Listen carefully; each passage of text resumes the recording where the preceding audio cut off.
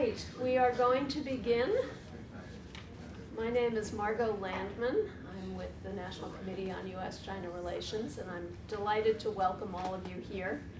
I would request that if you have not already done so, please silence your phones so that they do not ring in the middle of the program. We are very fortunate today, on June 4th, 29 years later, to have the opportunity to talk about current students from China in the United States and what happens to them if and when they go home. Peggy Blumenthal is with the Institute of International Education, which has been tracking student flows forever. And David Zweig is at the Hong Kong University of Science and Technology, where he has been studying for the last few years the other direction. Chinese do or do they not go home, and what happens to them if they do, or when they do. It's now 27 years that I've been doing this. For 27 years, but who's counting? Right.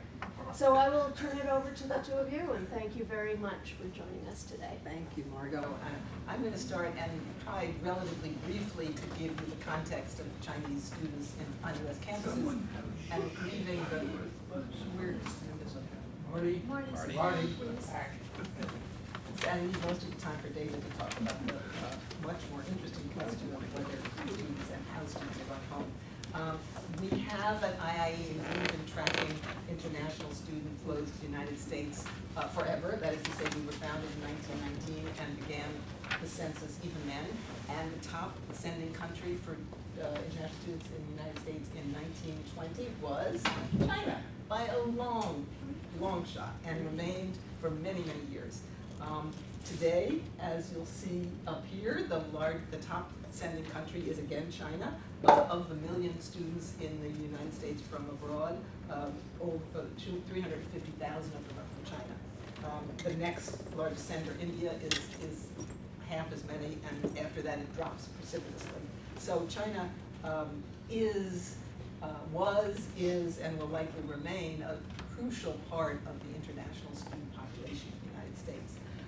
Looking just at the top Asian senders of students, again, you see China way far ahead of India, and India way far ahead of everybody else.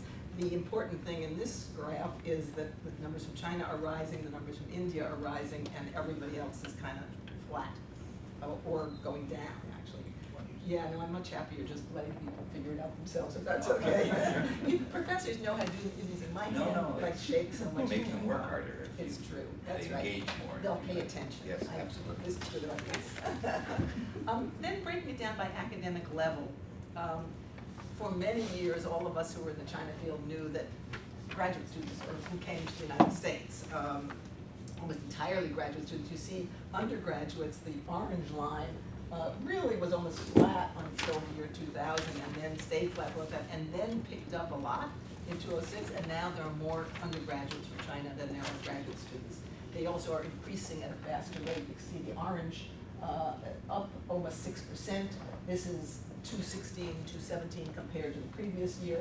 Graduate students starting to flatten out, but still up by 4%. The biggest growth is green, optional practical training, and what that means are the people who have studied here and then stay on to work for either a year or two, or if you're in the sciences, you're now able to stay for up to 3 years for training in your field of study before you have to go home.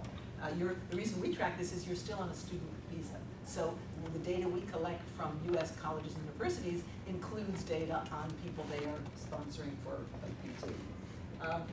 The next fastest growth is in non-degree students, and that would be people for intensive English, people coming for a certificate program, people coming for something other than a BA, MA, AA, or PhD. So, moving on. To cut to the current debate, are students getting as many visas as they used to get, and are Chinese students getting as many visas as they used to get, and will the new visa policy affect Chinese students coming to the United States. For those of you who may have been reading about, I don't know, 6 months ago, maybe not even that long ago, there was a big article saying that numbers of visas have plummeted, and that means that nobody's getting to come to the United States. Well, when you look at the Chinese numbers, the big dip happened in 2014, 2015, and that has nothing to do with our change in the desire to have them come. That actually was for a good reason. Both China and the United States agreed to grant visas for up to 5 years so that students could complete their degree without having to go back every year and get a renewed visa. Before then, if you were here in a 4-year program, you got a 1-year visa, you then had to go back and renew it, and so on. So the big drop is not that there were fewer Chinese students, it's just that the same students got a 5-year visa, so they didn't have to keep coming every year. So that drop has nothing to do with declining numbers. The latest policy, which has been semi-announced, but I think actually not officially announced, is that President Trump has said that Chinese students at the graduate level in certain STEM fields are only going to be able to get a 1-year visa.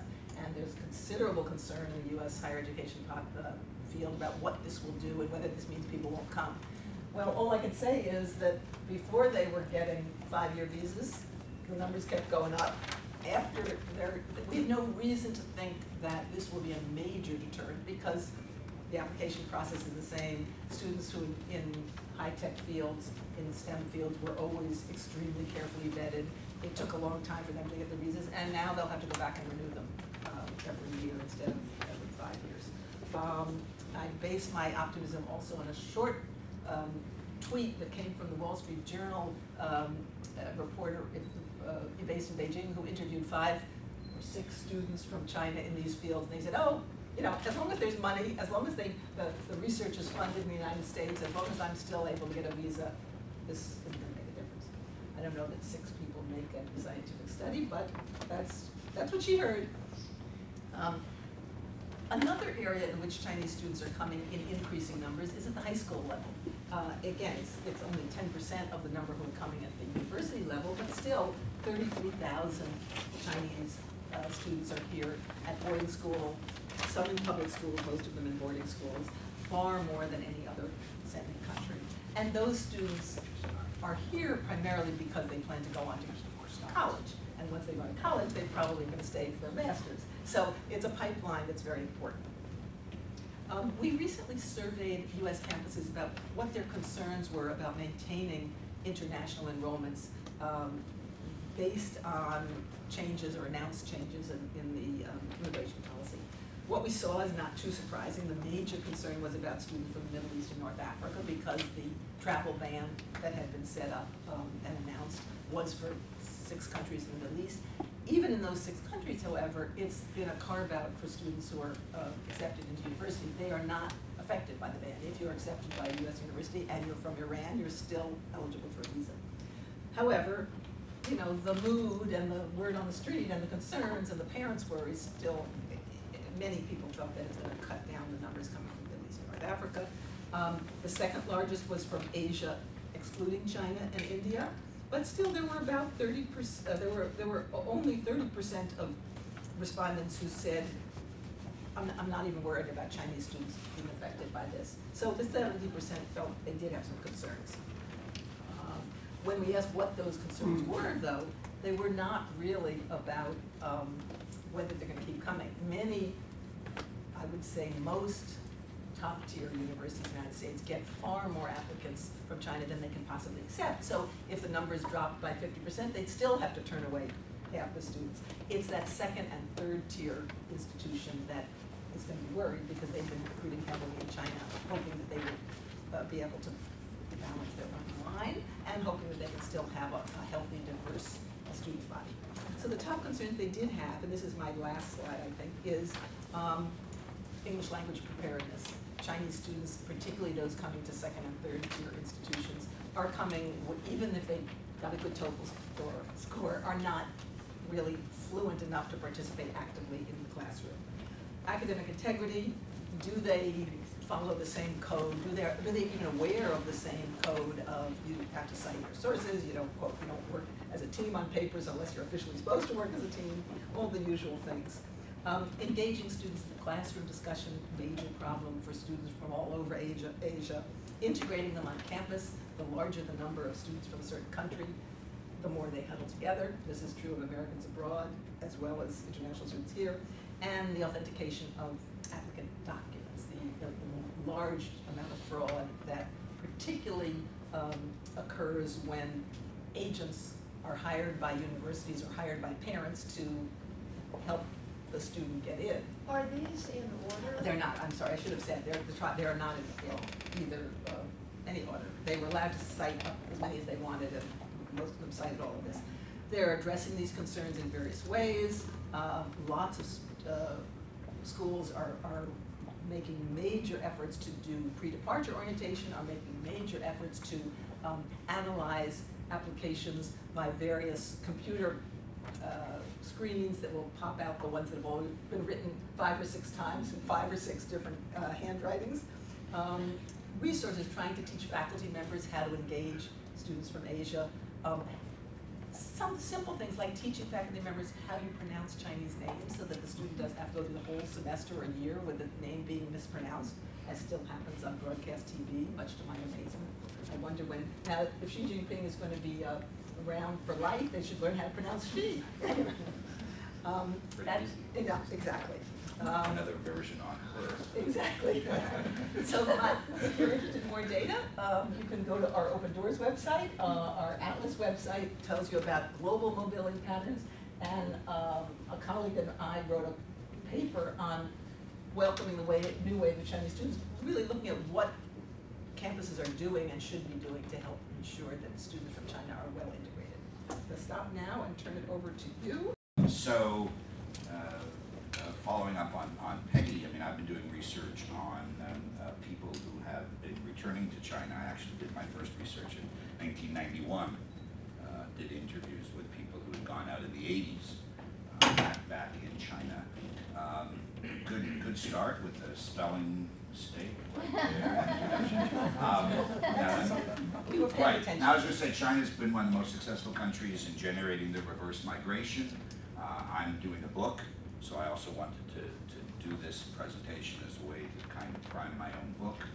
Key questions: why do people return? I've always been interested in the, people talk so much about the role of the state in China bringing people back. I've always been interested in the extent to which the state actually is successful as compared to market opportunities. Market opportunities also for scientists who have something special that they can bring back to China. It may not necessarily be that the state's the only one bringing back. Problems faced.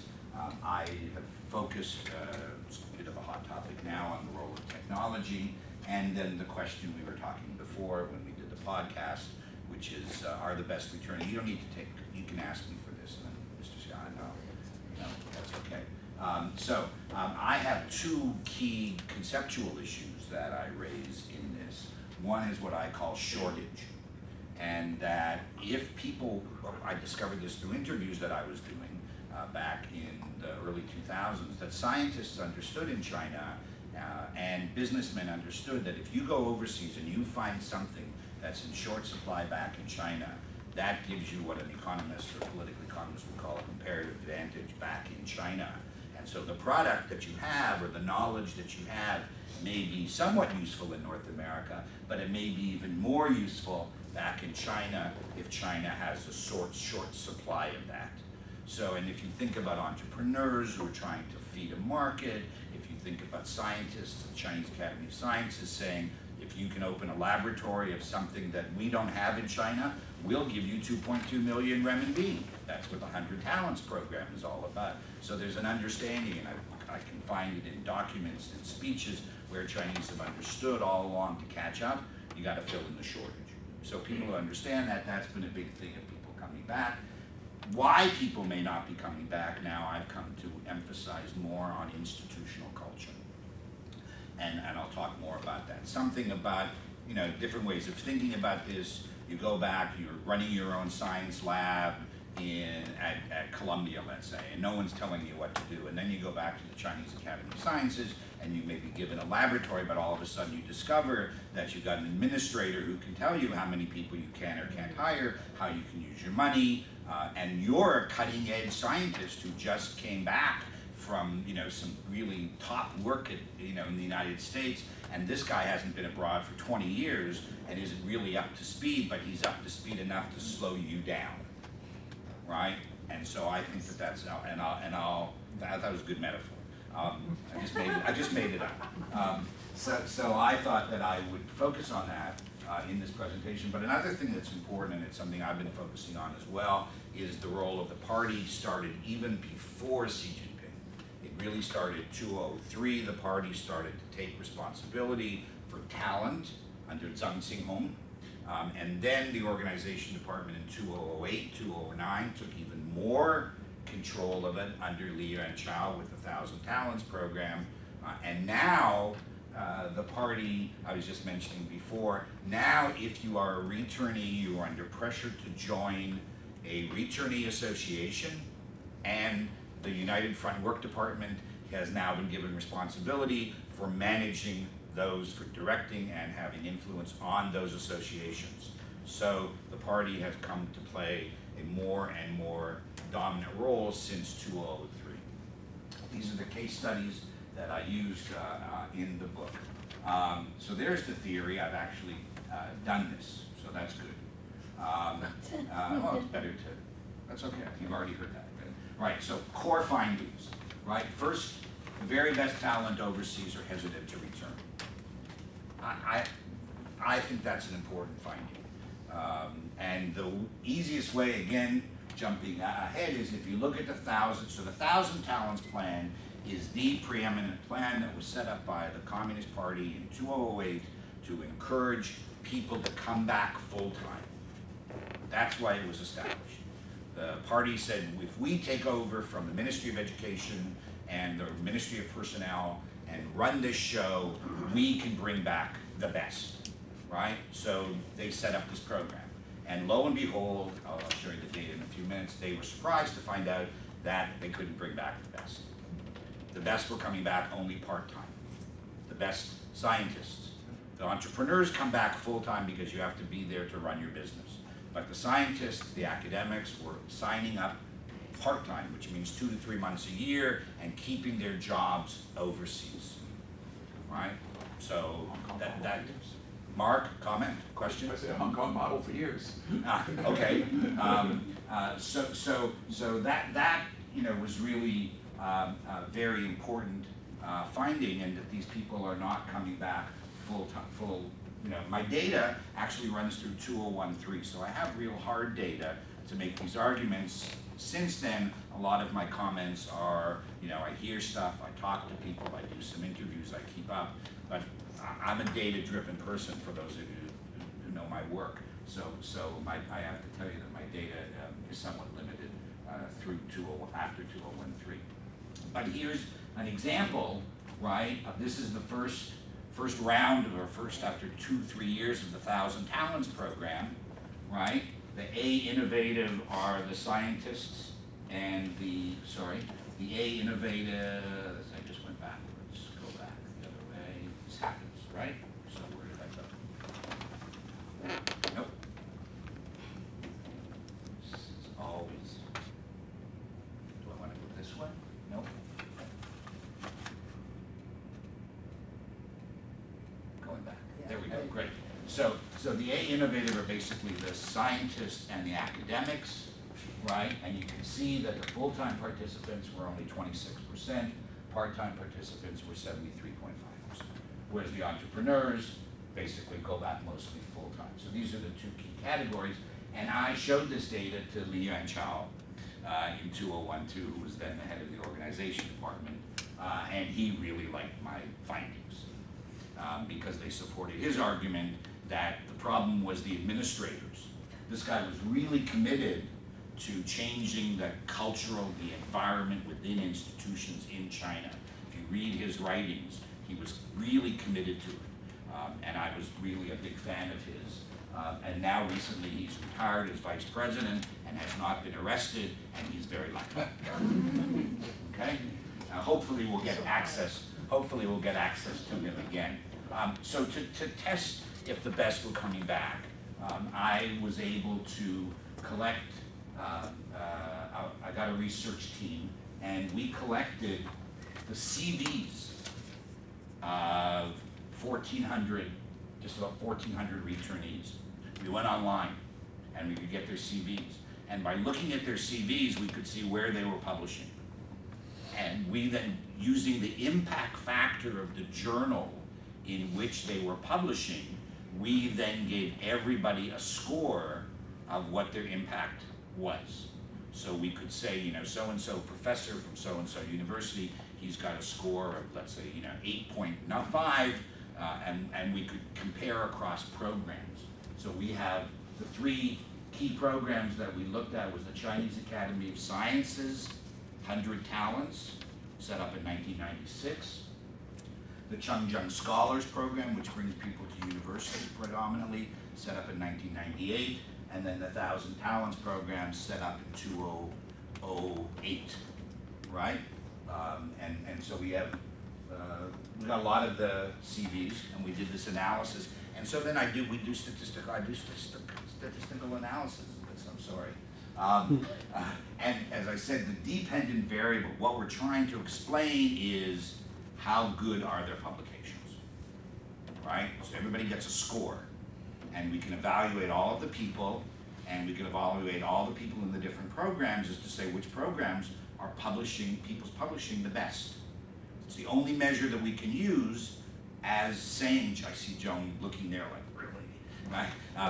It's the only measure that we can use that is really an empirical comparative measure that would allow me to say, look, people under the 1,000 Talents or people full-time under the 1,000 Talents program are better than those people, you know, part-time. It's actually the reverse, okay? So, what do I find? The quality of the people who return part-time and maintain an academic post overseas are better than those who return full-time. That's what the data show, right? So, this may be the reason why, but it's very clear they could not, as of 2013, they could not bring back the best people. And here, just for those of you like Joan who know statistics, here's a multiple regression analysis, and you can see that the 1,000 Talents plan part-time people, statistically significant, that they are the best scholars in terms of their publications. They're the best, and they're not going back full-time. Okay, everybody else, the baseline for this is the Chengjiang Scholars who went back full-time. So these are clearly the best people, okay? You with me? Okay, so then we want to look at CAS. And I can go with CAS. CAS became very defensive. Chinese Academy of Sciences, very defensive. They didn't want to share information with us. We phoned them once, we tried to get lists so that we could select people from the lists to build this. They wouldn't give it to us. And I'm relatively convinced that it's still, though it's probably improved a lot in the last couple of years, by Chun Li, who's the president of CAS, a returnee, a PhD himself, I think he's a foreign PhD, trying to change CAS, but he hasn't been that successful. And I think it's still an inbred, somewhat of inbred institution. And these are just a list of the reasons why. Many directors of CAS institutes have no overseas education. So here you have Chinese Academy of Sciences, 2002, right? 39% of the directors of CAS institutes had no overseas education. The vast majority were visiting scholars. And you know, visiting scholars is what we call in Chinese, qi ma kan hua. Right? You ride the horse and you just sort of go, oh, look at the flowers, aren't they nice, right? So it improved a lot by 2013, but the visiting scholars still dominated. And so I'm of the belief that there's a war going on in China between visiting scholars running institutions and foreign PhDs who have come back and who are fighting to take over institutions. That war has been going on for a while, and I think it's probably still going on, and Xi is probably helping the visiting scholars because he doesn't trust foreign trained PhDs. Okay? So, third thing, so here's the data which shows that even people who went to CAS under the 1,000 Talents program were better than CAS's own recruited people under its 100 talents program, right? So the Chinese Academy, the CCP could recruit people under the 1,000 talents program and send them to CAS. It gave CAS some seats, some positions. And so it would vet the people going into CAS much more rigidly, much more strictly than CAS itself vetted the people, because they were using panels of international scholars, whereas CAS internally vetting, 1,000 talents externally vetting. And so as a result of that, the people going to CAS under the CAS's program were actually weaker than people going to CAS as selected by the Communist Party. So again, that suggests there's something about CAS's institutions, its institution culture, that's not so good. Now, let's see. So, after watching, I won't go into detail now, I had a sense of this battle between the visiting scholars and the returned PhDs. And so we wanted to test that, right? And so one of the ways my research assistant and I decided to test it was to make a list of all professors, all presidents of something like, what, 26 or 27 universities over 12 years. So we wind up with 376 presidents of those universities over that 12-year period, right? And then we tested certain hypotheses. One was, what we want to explain is which of the universities are recruiting more top talent.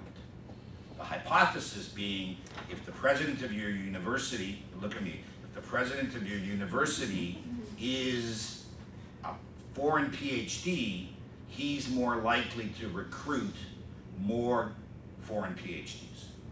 And if the president of the university is a visiting scholar, spent 2 years abroad looking at flowers from horseback, that he's afraid of the threat.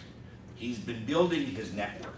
As you said, he may not have the same contacts, right, as the overseas PhD. So then it would be, we wanted to see if, China was on a trajectory, if they want to do better and better, maybe they need more foreign PhDs as presidents of the universities, right? So we collected the data for this, okay? And here you can see, right, a large number of people internally promoted. So one of the variables we use was the person brought in from the outside to the university, or was the person raised up within the university, assuming that someone who rose within the university is going to be more conservative, less willing to reach out for foreign PhDs. He's got a guanxi hu, he's got his network to protect, right? And we ran the data. So university presidents who were externally promoted and then brought into the university, who also have a chance to be recruited, they recruited more high-end talent. So if they were younger, they felt they had a future, they wanted, right? But overall, presidents who were brought in, as well as sort of people who had foreign PhDs, right? They're more likely, it's the same one here, model 2. I can actually, model 3, the findings hold up regardless of the age. We also looked at reform, and presidents who have overseas PhDs were more willing to introduce various reforms within the universities, and that it would have a long-term effect. So here you can see the data show very clearly, if the president of the university was internally promoted, he brought back fewer global talents. If the president of the university an overseas PhD, he brought back more talent, right? And so if there's reforms done within the university, more talent, right? So the argument here would be, if China wants to have better, maybe it's a Western, obnoxious Westerner telling Chinese that if you want to do well in the world, you have to be more like Westerners. But nevertheless, the data do show that people who have been trained overseas do make the university or are willing to bring back very talented people. How am I doing time-wise? Good, okay. So now I want to turn to the second part of this, which is really the returning for a job, right? To follow up on Peggy's point. And I have two data sets for this. So the first data set was in 2006, 2007, I did 3 surveys with the Ministry of Education. Pretty surprising. And we have returnees from Canada, returnees from Japan, and returnees from Hong Kong. And they did the survey with me, I paid for it. This was a day when the Ministry of Education was much more open and very helpful. And the guy running it was a good friend of mine. And then the Center for China and Globalization has been doing surveys year on year on year. They publish blue books, right? I'm not ever quite sure how they get their people that they interview or fill out the questionnaires, but nonetheless, I have their 2016 data set. They gave it to me, partly because I'm a vice president of the organization. They gave me the data set, and my RA just finished running the data. Okay, so that's why I was up till 3 o'clock last night trying to make sure that, yeah. Anyway, so over time I've collected, so one of the first questions is how long does it take to find a job? Big question, you know, because the argument has been, this one here, the argument here, hai dai. People know the expression, some of you know, some of you may not. So hai, overseas, dai, means to wait, right? So the question is, when people come back from overseas, it used to be they were hai Wray, they were the returning sea turtles, right? They were great, glorious. And then all of a sudden the hai Wray became hai dai. They became seaweed, right? This started in 2005. The expression emerged for the first time that people returning from overseas were waiting a long time for jobs and they just weren't as glorious as these returning sea turtles from overseas. The PhDs basically who had been studying overseas. And so I did a study back before and my slogan was Hai Dai Bu Sun Zai, which sounds really nice, right? The Hai Dai, the weeds don't really, seaweeds don't really exist. And this is the data to show this, right? So this is a big thing for you, Peggy, right? So here, returnees from Hong Kong 2007. I have a category of before returning, did they have a job? Did they find a job within 1 to 3 months? Did they find a job within 3 to 6 months and longer than 6 months? Now, according to most international measures, you have up until 6 months to find a job before you're considered unemployed. That's the ILOs, the Brits. So all of these people, up to this point, would not be considered unemployed, right? But even so the number here in brackets, right? This number here, these are people who have a job within 3 months. So 78% of the people who returned from Hong Kong in 2007, from Japan, from Canada, look, Japanese 80% of them, and then the numbers do drop off. These are 2006. So there clearly is, I think it's there, you got about a 5 to 10% drop off. So it is tougher to find a job, but still not bad, right? So 70% of all the people who returned in the CCG's survey had a job. That's when Henry makes those points about the difficulties. I mean, clearly there's some difficulties. Here you have percentages. This is just, right? But here's so it's these 3 really basically against these 2, right? Those are the key. And you can see them, so here you have 6%, well here you have 10% and 10% looking for work longer than 6 months. So there is some loss. Income, so this is 2006, right? That's why I said during the interview, master's degrees, right? These are people who returned from Canada, Japan, and Hong Kong versus a national level survey that some friends of mine did, and I got a couple questions in there. 2006. So as of 2006, the returnees making at least almost double, right? That's why I said here it's almost 2 times, right? Not just double, but much more, right? For some college, but here's your master's, right? Right. So in 2006, these people were doing much better. If if you went overseas to get an education, right? Are these annual salary figures? This is 2006, their salary in 2006. Please do ask me questions, because if you don't know stuff, they're not going to know, and I'm going very fast.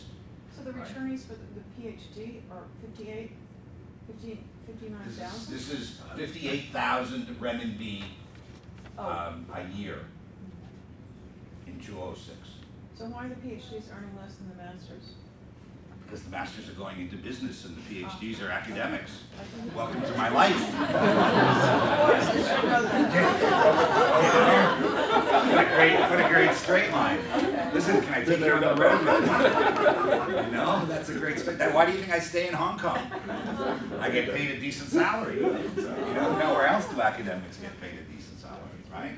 Okay, so what I did, the bulk of this, which I'm very excited about in presenting this data actually, is there are explanations as to why people return. And one of the explanations was always, well, they failed. They're just not very good. And if they failed, then they actually are not very good. You know, maybe they're coming home because they're just not so good. What about the people who are going back because they see opportunities in China? So the literature used to talk about push-pull. Those were the two people looked at that, right? People who were pushed out and people who were pulled out, right? So I reversed this. So I looked at people coming back. And are people coming back because they're being kicked out of the country, or they can't succeed where they were, or are they going back because they see opportunity?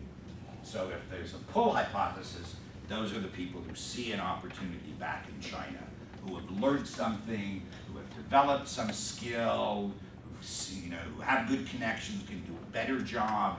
So these are the people that China really wants, right? And then there's family reasons, right? So the length of time spent in finding a job in 2006, I'll show you, if it's okay, show you the 2006, 2007 data, and then show you the 2016 data, okay? So in 2006, CCP members spent much less time looking for a job. The data show that. We know if they were a party member. So we run the data. Do I have the results, right? So here, you can see party membership statistically significant, right? Don't worry about the direction, but party membership statistically significant. Children of officials, right? Easier to find a job, right? The pull factors. So if they went back because they believed there was something that they had that was good in China or something in China, opportunities pulling them back, they got a better salary. So they were the winners, right? So the reverse of that is people who were pushed back, who were pushed out of their job, out of their position overseas, and they did poor, right? And family, for this, doesn't matter as much, okay? So, and again, years of foreign work, important. If you had a job overseas, it's always been important, back to the early 2000s. Kids who could get a job overseas and then go back always did better, okay? What about satisfaction with their new job? So here you can see if their work in China is related to their job back in China, statistically significant. They're much happier. That's a good thing. Pull factor, are they pulled back to China because they've got some opportunity that's related to what they studied overseas? They're much happier, right? So there's statistical significance again, okay? So this stuff all makes sense, but this is for 2006. Was the investment worth it? I think I've moved this around maybe once, it doesn't matter. Was the investment worth it? That's a big question, right? That's a really big question.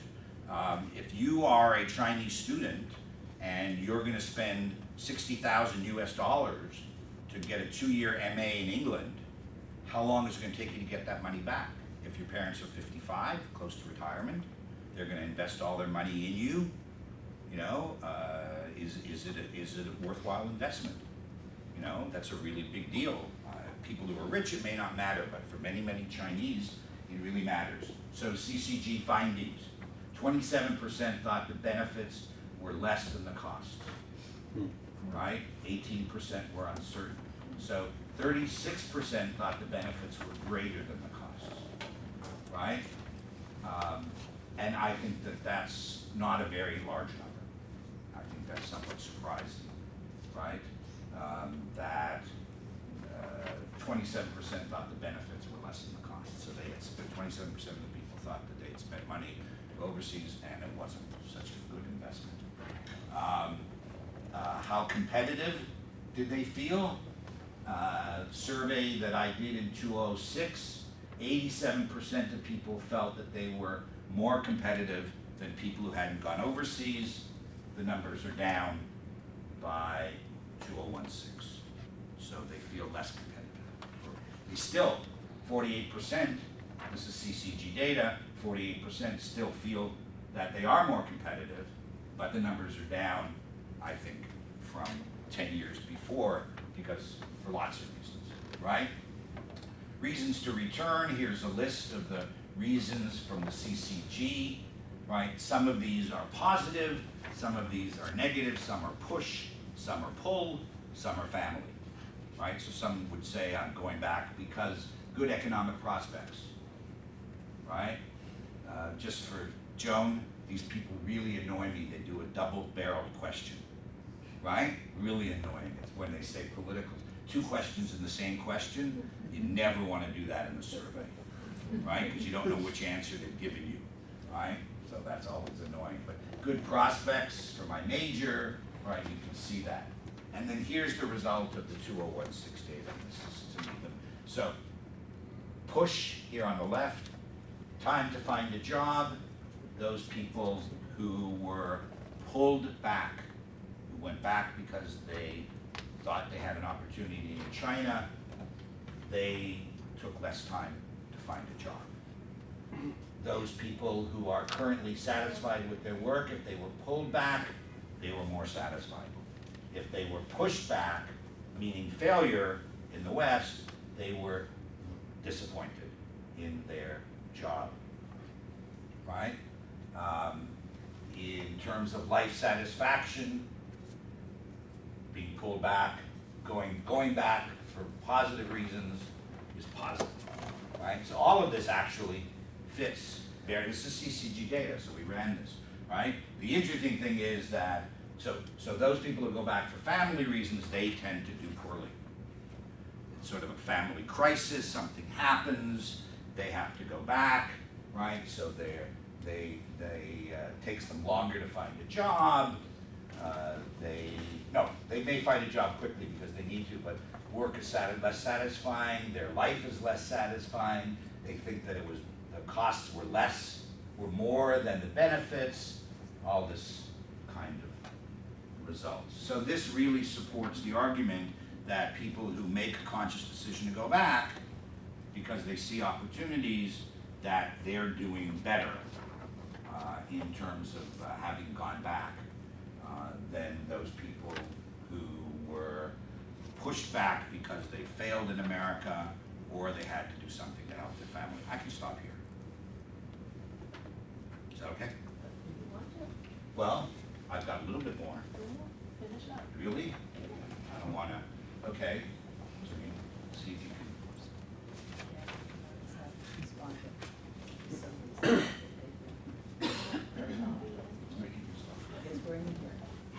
Yeah, that's okay. I mean, I have more data on things like, doesn't matter, maybe frozen. I have more data on things like, again. Here, wait a second. There we go. Now it's moving Oh, sideways. okay. Oh, this is an interesting finding that we did. I did one other survey. You still with me, or you want me to stop now? You still with me? Okay, so this was a different survey that I did. This was one of my graduate students who's now at Princeton in the PhD program. I organized a survey, interestingly where we got the survey. The survey is of young people who came back to China with an MA and who joined an online dating service to find other people who had studied overseas as their partners. There's this woman in Shanghai who runs an online dating service for Wray, for returnees, right? Predominantly Wray. So we got 120 people approximately who answered the survey. And then we did some looking around for people who hadn't gone overseas to make a comparative case, right? And this is a really interesting finding because, here, this works, right? So if you had, so model 1 is basically, doesn't say anything about their family. Model 1 doesn't include their family. It just asks age, sex, and other things. And we find that if they have an overseas MA or an overseas MA in undergraduate, they have gotten a better salary. Significantly better salary. So again, here's a data set. It's not CCG's data set. It's a bit of a random data set, but it's not bad. I mean, I collected this, right, and with my former master's student, right? But then we include in the data set family income and whether either parent was an official or either parent as a manager. And look what happens. Income as an explanation almost drops out, right? It's only statistically significant at the 0.1 level. So all of a sudden, this is not such a powerful explanation for the difference between the returnees and the non-returnees. The real powerful explanation is your family income and whether your parents were official. So again, going overseas isn't what made some of these people. If you don't ask these kinds of questions, what you may think, oh, they went overseas and look, they've gotten a really good salary. But the truth is that they went overseas and they got a really good salary. Why? Partly because they went overseas, but also partly because their parents were officials or business people, could get them out, could bring them back, and help them find a job. Right? So I like that one too. Thank you. And I got more data, but anyway, thanks.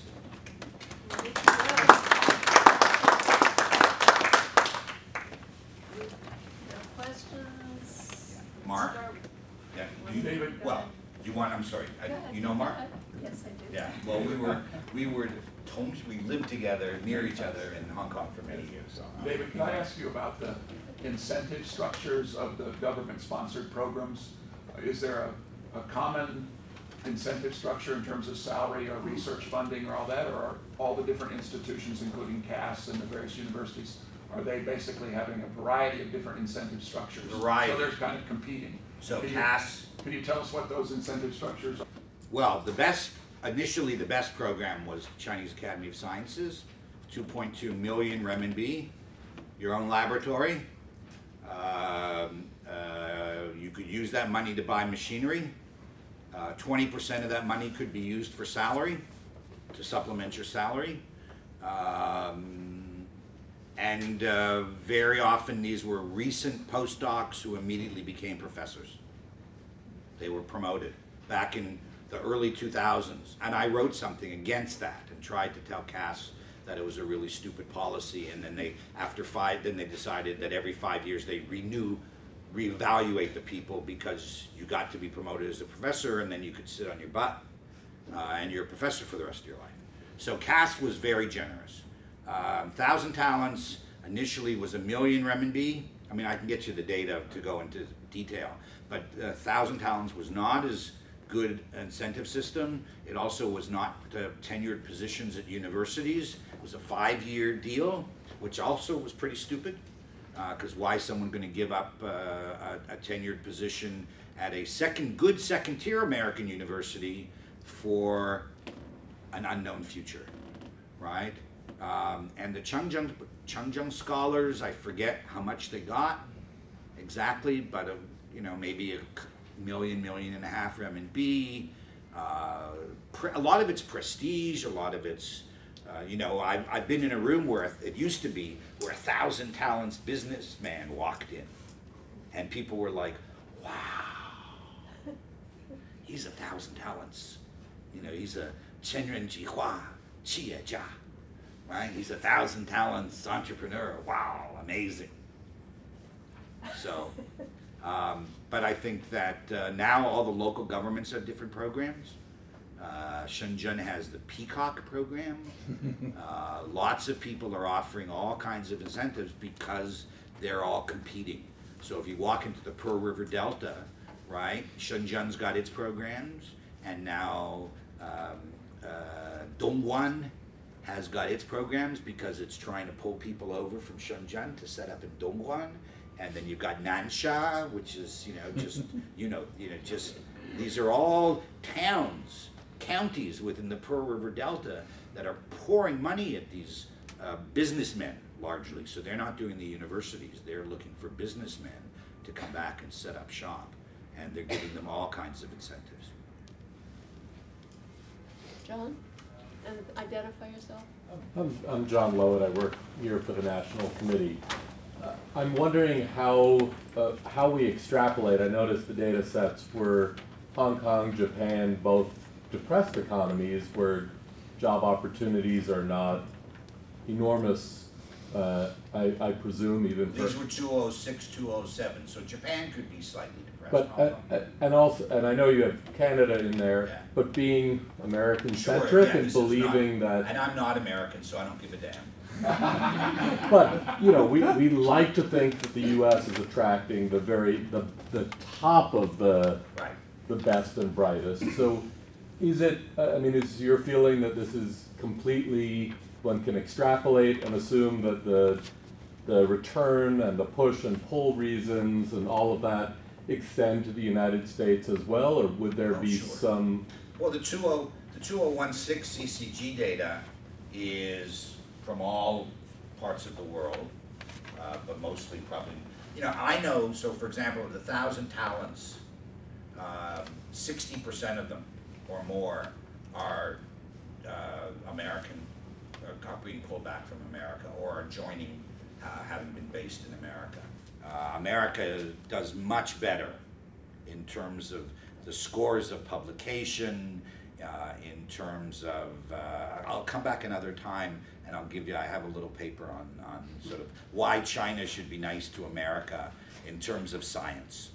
And the answer is that the people who are coming, that if you look at the 1,000 talents, China's doing really well from people in America. In terms of the quality of the publications relative to people studying in Canada or people living in Canada or other parts of the world, it's good for America. It's good for China here in America to be able to get these people and to get them to go back part-time, not necessarily full-time. So there's a lot of labs, and people sometimes don't even want to put this on their CV. They're a little cautious. Sometimes maybe you don't want to put it on your CV. Okay, the green sweater. That's you. Hi, Identify yourself. I am a journalist. I was a Chinese student for 5 years, and I've been covering this trend of influx of Chinese students into American universities since I was a college student. I guess I was also part of a fraction of your data set. Thank you. I looked into the growth of Chinese student population data. I found that the growth of Chinese student population slowed for the first time last year since since the recession, and the trend really peaked around, I think, 2010. That year we had a 30% increase in Chinese students. I wondered if you have if you can give reasons why the growth slowed last year. What are the reasons behind that? Well, I actually do have the sort of a year-by-year growth, and you're right, it did peak in, well, it was 2011, 12, and then it started declining, but it has been declining ever since then. It isn't just this last year. Part of the issue is when you say percentage change, the percentage change is going to be very big when you're starting with a small base. The bigger the base gets, the less you're going to see 30% year-on-year increase. So a good part of that is when we're moving from having 200,000 Chinese students to 350,000. That's part of it. The other, I think, though, is that Chinese students, they have many opportunities to go many places, and they're being, and the opportunities at home are expanding. So the massification of Chinese higher education has meant that people who couldn't get in anywhere decent at home, and therefore went to maybe a third or fourth tier US university, might be staying home, or might be going to Japan, or might be going to some other place. Australia has been very actively recruiting students, undergraduate students particularly, so the diversity of opportunity elsewhere and the opportunities at home, I think, are both parts of that slowing. The Brits work really hard at it too, Yeah. because there are a lot of British universities who were just sort of colleges, lower quality colleges, until Blair made them all universities but didn't give them any money. So they were under enormous pressure to recruit. Yeah. And so there's a huge, 1.50% of all master's students going overseas were going to England. Can I ask you a question? Let me just finish that. But one thing, all that being said, we still host way more Chinese students than any other host country by multiple factors. And in our surveys, we still find that the US is the destination of choice. If they can get into a US institution, that's where they'll go. If they get into it but they don't get a visa for months and months and months, and the Australians, the Brits give them a visa first, then we may lose them. So my question is there some saturation point at this? Everybody's sort of assuming it's just going to keep on growing. Is there a saturation point where they're just going to, maybe that's part of this too? What we're seeing is that some state-funded universities are starting to put a cap on international students, and California was one of them. They said, we're not going to accept flat tuition from the state legislature unless you let us host an infinite number of international students. And the legislature caved and said, okay, you will raise the tuition, the contribution from the state if you put a cap on international students. Not on Chinese particularly. The issue of whether a university should have an unlimited number of Chinese compared to others is also being decided on a university by university basis, and many universities are deciding they want to balance out and make sure that they have other sources of international students. So every university has their own foreign policy, basically.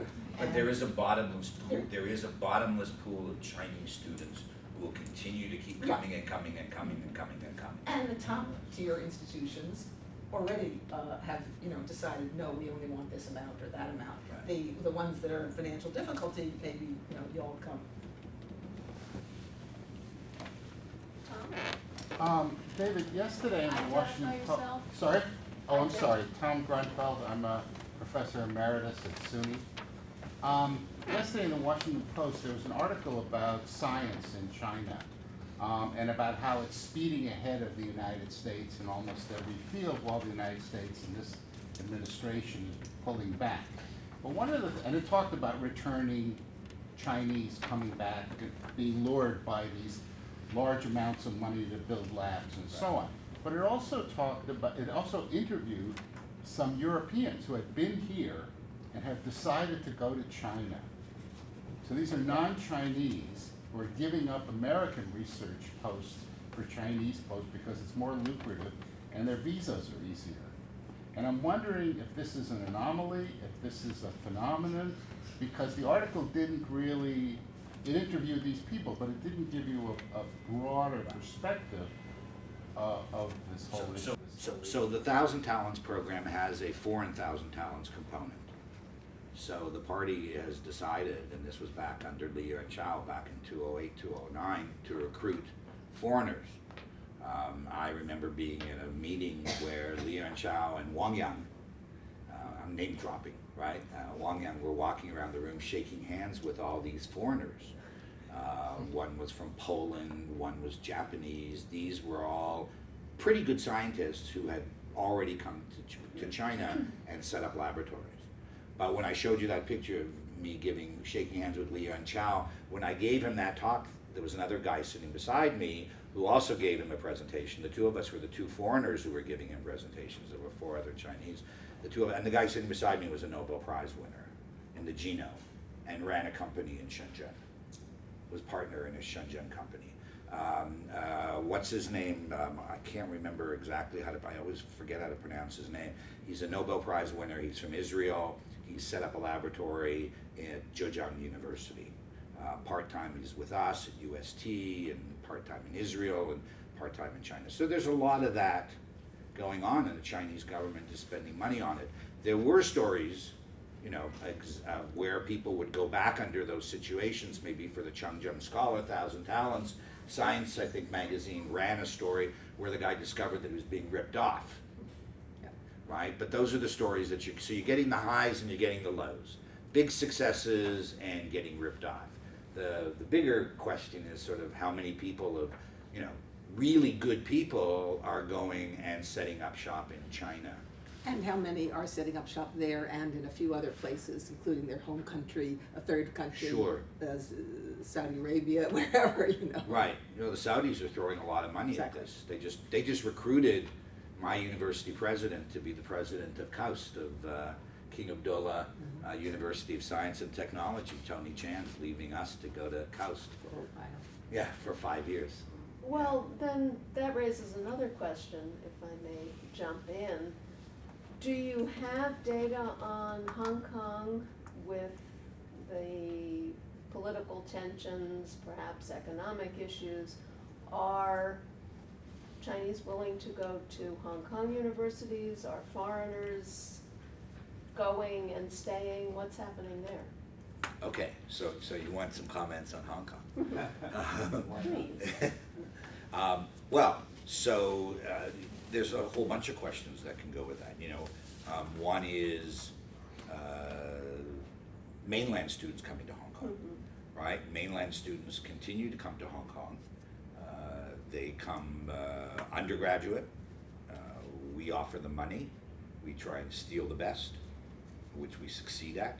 We always shoot for the best, highest Gaokao students we can get.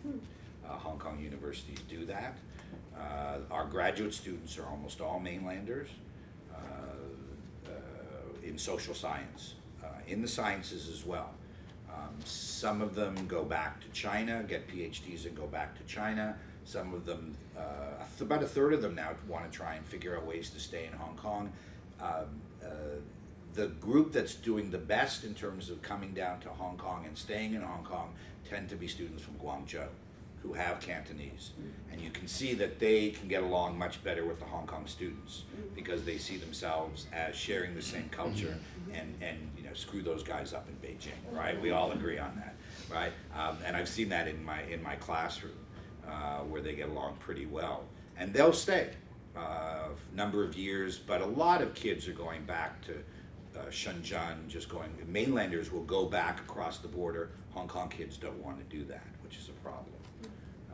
In terms of recruiting professors to come and teach in Hong Kong, I think that in the sciences it's still fine. In engineering and business it's still fine. I think that so far it's okay, but it may be getting tight, a little tighter in Hong Kong. In terms of, nobody has told me I can't say anything. So people always ask me that question, right? Can I say whatever I want to say? I can. I can call anybody any name I want. But I don't think that these days I would go and call Xi Jinping by a bad name. I used to call Li Peng by bad names and not worry about it, right? I think that in that sense the climate's changed a little slightly, and I'd want to be a little more cautious about that. Call it what you will, but I always used to malign Li Peng. I mean, today's the perfect day to describe Li Peng in bad terms because today's June 4th and he was the guy who declared martial law, even though it wasn't his idea. Joan and then Mr. Xia. So speaking about I'm Joan Kaufman and I'm from the Schwartzman Scholars Program. Speaking about the political climate, I have two short questions. One, is it a political liability to have been educated in the United States and seek a faculty position in China right now? Is that, a black mark, actually, to have especially a U.S., but a foreign PhD? And second, who is actually applying for these academic positions in China? Are foreigners applying? Are they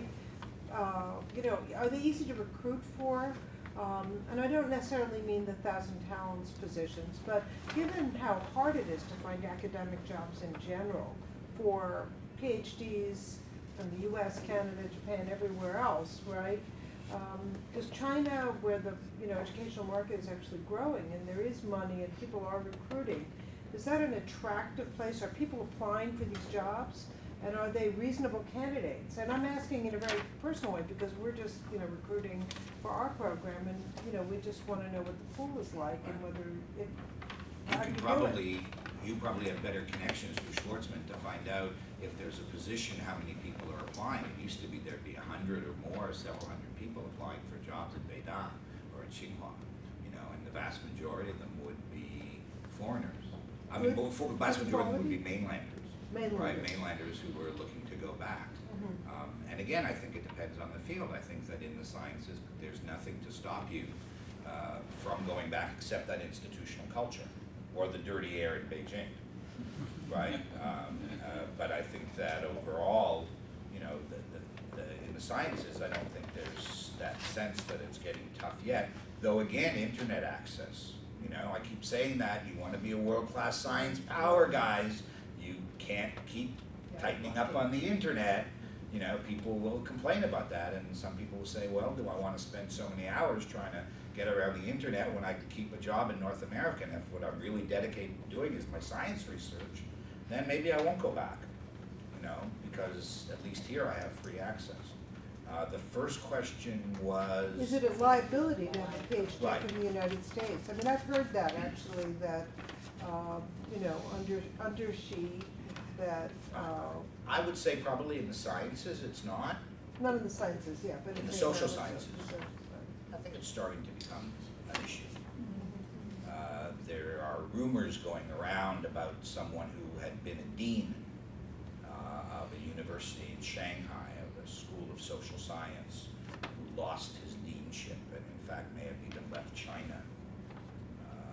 I have to confirm that. His card is sitting on my desk at home in Hong Kong, and I keep meaning to send him an email and saying, is it true that you actually were asked to leave? Because?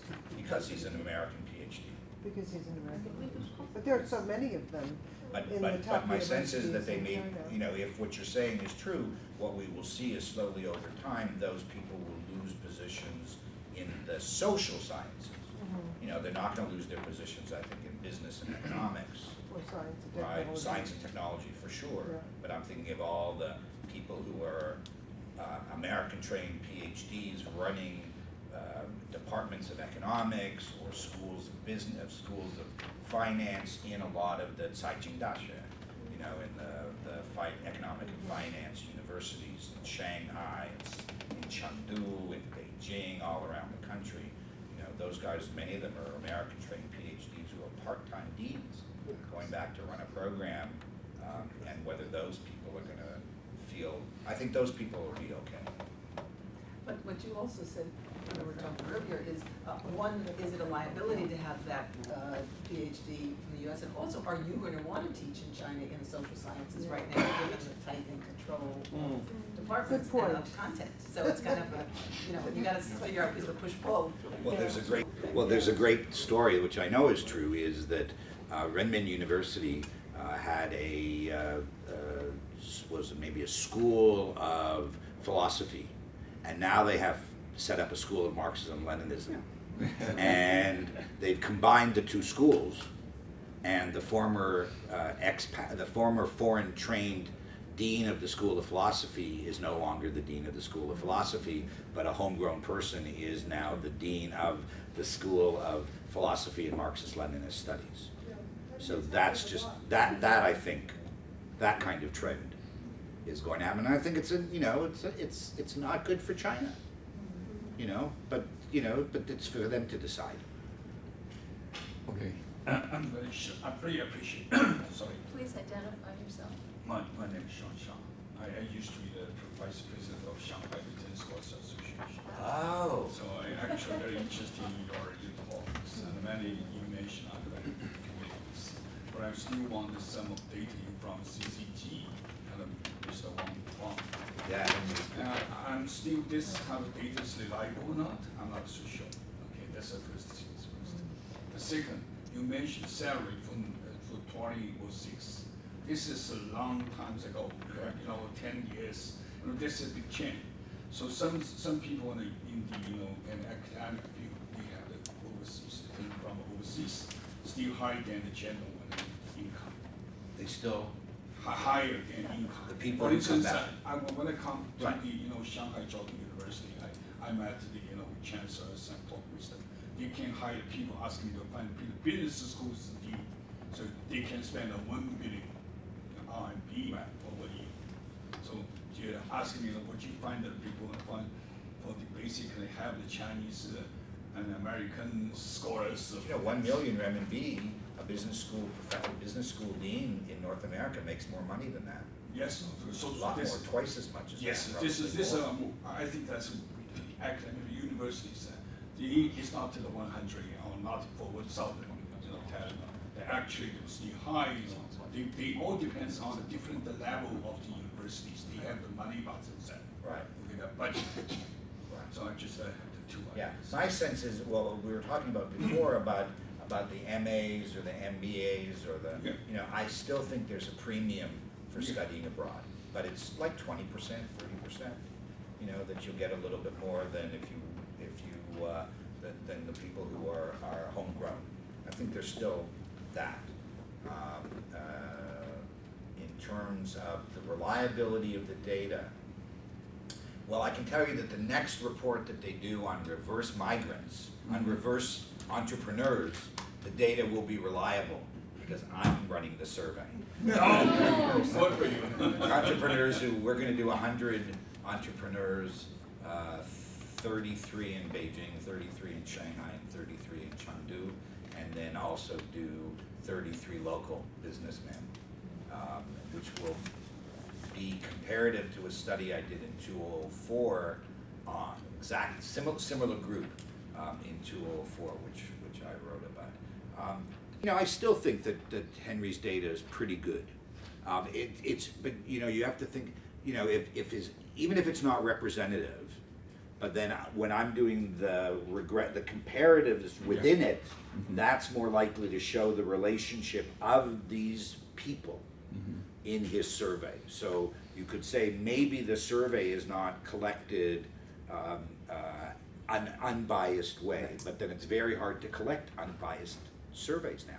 So this would be like, Henry rotates from year to year with different headhunting firms, and they put an announcement on their website saying that they're doing these surveys, and people will then go and do fill in the questionnaire on these websites of the headhunting firms, and then Henry gets access to the data. That's how a lot of this is done. So you could say maybe they're not 100% representative, but when you do the comparison of what percentage of have this value and the push-pull, maybe you could say that there's fewer people who come back because they're pulled back. Maybe more people are pushed, but still. But I appreciate your question and look forward to talking to you soon. Yeah, me too. Yes, we've reached the witching hour. Please join me in thanking our speakers for